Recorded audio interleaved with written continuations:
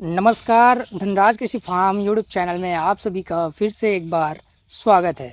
आज की इस वीडियो में हम बात करने वाले हैं नर्सरी स्ट्रक्चर के बारे में। चाहे वो ग्रीन हाउस हो, चाहे वो नेचुरल वेंटिलेटेड हाउस हो, मतलब हम पॉली हाउस के बारे में बात करने वाले हैं। अगर आपको पॉली हाउस अगर अपने खेत में सेटअप करना हो, अपने ज़मीन में सेटअप करना हो, तो आपको कितना खर्चा आएगा और उस पर कितनी छूट मिलेगी। तो चलिए बिना किसी टाइम वेस्ट किए हम वीडियो में आगे बढ़ते हैं। तो पॉली हाउस सेटअप करने से पहले सबसे पहले आपको ध्यान ये रखनी होगी कि आपके फसल के अनुसार आपको कौन से पॉली हाउस का चयन करना है। बहुत सारे पॉली हाउस का स्ट्रक्चर रहता है, अलग अलग टाइप रहता है, अलग अलग फसल के अनुसार, आपके अलग अलग ज़रूरत के अनुसार। अगर आपको उसमें नर्सरी उगानी हो, नर्सरी तैयार करनी हो, तो उसके लिए अलग सा पॉली हाउस स्ट्रक्चर रहता है। अगर आपको उसके अंदर फसल लेना हो तो उसके लिए अलग सा पॉली हाउस रहता है। ये सब आपको ध्यान में रख के आपने पहले पॉली हाउस का चयन कर लेना है, फिर आपको उसका सेटअप कॉस्ट जानना है और उसमें छूट कितनी मिलेगी वो जानना है। तो आज की इस वीडियो में मैं आपको बताऊंगा कि प्रति स्क्वायर मीटर में कितना खर्चा आता है अलग अलग पॉली हाउस के स्ट्रक्चर में। तो जो पॉली हाउस है वो एक प्रोटेक्टेड कल्टीवेशन के अंदर आता है, संरक्षित खेती के अंदर आता है, जिसमें हम अपना खुद का इन्वायरमेंट, खुद का वातावरण बना के इसके अंदर हम खेती करते हैं, जिससे हमें मौसम पे, जलवायु पे कोई असर नहीं पड़ती है। हम इसको अपने अनुसार ऊपर नीचे कर सकते हैं। तो सबसे पहले संरक्षित खेती में आता है ग्रीन हाउस स्ट्रक्चर। उसके अंदर आता है हमारा फैन एंड पैड सिस्टम।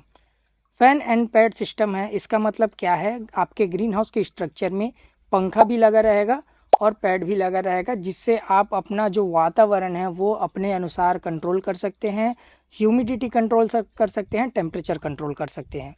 अब इसका अलग अलग वेरिएशन होता है, प्राइस में अलग अलग बदलाव होता है और कीमत पे। वो कैसे, अगर आप कम एरिया में इसका सेटअप कराना चाहते हैं तो आपको ज़्यादा पैसा लगेगा, ज़्यादा एरिया में आप सेटअप कराना चाहते हैं तो कम पैसा लगेगा। वो कैसा है चलिए मैं आपको बताता हूँ।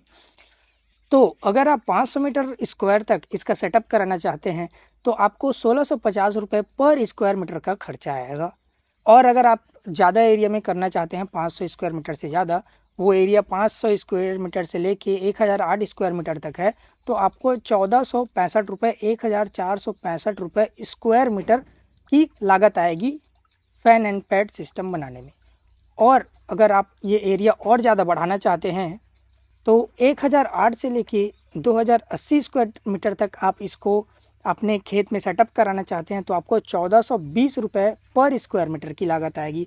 वहीं अगर आप इसको बढ़ा के 4000 स्क्वायर मीटर तक आप लगाना चाहते हैं, मतलब 1 एकड़ में सीधा लगाना चाहते हैं, तो आपको 1400 रुपये पर स्क्वायर मीटर की लागत आएगी। तो ये जितनी भी लागत आएगी 500 स्क्वायर मीटर से लेके 4000 स्क्वायर मीटर तक, इसमें आपको 50% का अनुदान या फिर छूट मिलेगा सरकार की तरफ से। आप 4000 स्क्वायर मीटर तक ही और ये छूट ले सकते हैं। उससे ज़्यादा अगर आप एरिया में लगाना चाहें तो उस 4000 स्क्वायर मीटर के बाद आप इसका लाभ नहीं उठा सकते।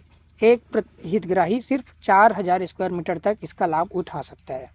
तो फिर अगर हम दूसरे स्ट्रक्चर की बात करें, अगर आपको फ़ैन एंड पैड सिस्टम नहीं चाहिए, इसका जो कॉस्टिंग है वो काफ़ी ज़्यादा आता है, इससे आप कम लागत में अपना जो नर्सरी है मतलब पॉली हाउस है वो तैयार करना चाहते हैं, तो जो दूसरा स्ट्रक्चर है वो है naturally ventilated structure. Naturally ventilated structure में आपको फ़ैन एंड पैड सिस्टम दिखाई नहीं देता है। इसमें हवा का जो आदान प्रदान है वो नेचुरली होता है। ऊपर में आपको थोड़ा गैप रहेगा पॉली हाउस में, जिससे हवा अंदर आएगी और बाहर जाएगी।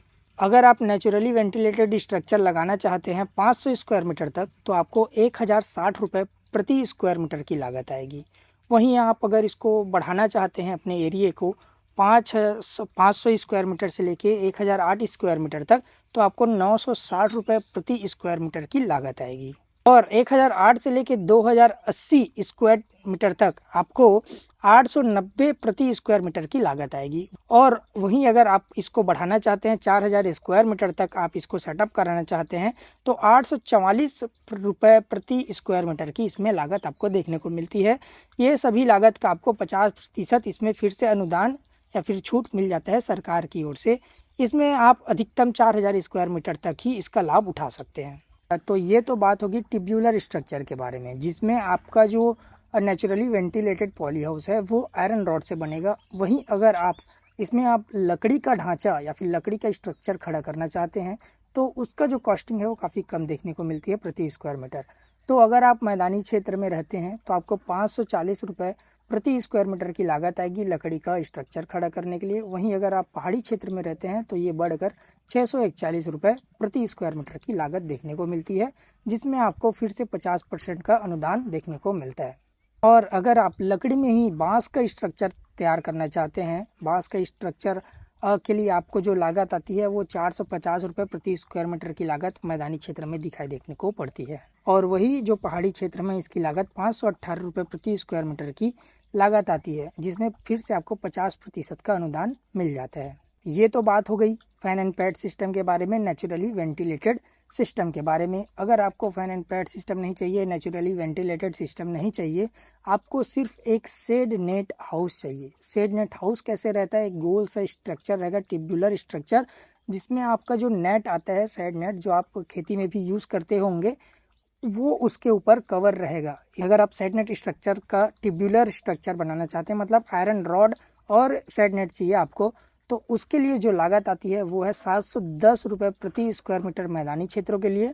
और वहीं पहाड़ी क्षेत्रों में वो 816 रुपये प्रति स्क्वायर मीटर की लागत दिखाई देखने को पड़ती है, जिसमें आपको फिर से 50% का अनुदान दिखाई देखने को मिलेगा। अगर आपको शेड नेट में लकड़ी का ढांचा चाहिए तो उसकी जो लागत आती है वो है 492 रुपये 492 रुपीज़ पर प्रति स्क्वायर मीटर मैदानी क्षेत्रों के लिए और 518 रुपये प्रति स्क्वायर मीटर पहाड़ी क्षेत्रों के लिए, जिसमें आपको 50% अनुदान मिलेगा। और अगर आपको बांस का स्ट्रक्चर चाहिए इसमें तो आपको 360 रुपये प्रति स्क्वायर मीटर मैदानी क्षेत्रों के लिए, 414 रुपये प्रति स्क्वायर मीटर पहाड़ी क्षेत्रों के लिए दिखाई देखने को पड़ता है, जिसमें आपको फिर से 50% का अनुदान देखने को दिखाई पड़ता है।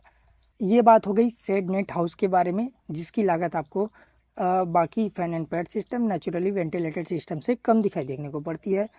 वहीं अगर आपको बहुत कम लागत में एक पॉली हाउस का स्ट्रक्चर होता है जिसका नाम है प्लास्टिक टनल या फिर walk in tunnel. Plastic tunnel अलग होता है, वॉक इन टनल अलग होता है।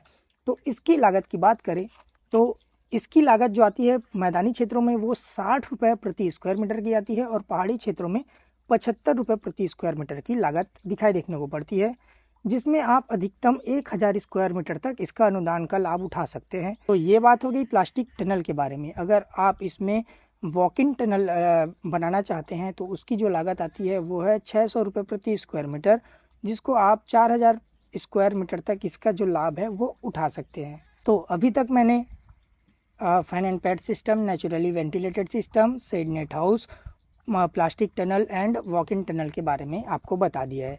तो आज की इस वीडियो में बस इतना ही। अगर आपको ये वीडियो अच्छा लगा हो तो इस वीडियो को लाइक, शेयर एंड सब्सक्राइब ज़रूर कर देना और ऐसे ही वीडियो के लिए चैनल को सब्सक्राइब ज़रूर करके रख लीजिएगा। मिलते हैं अगली वीडियो पे। धन्यवाद।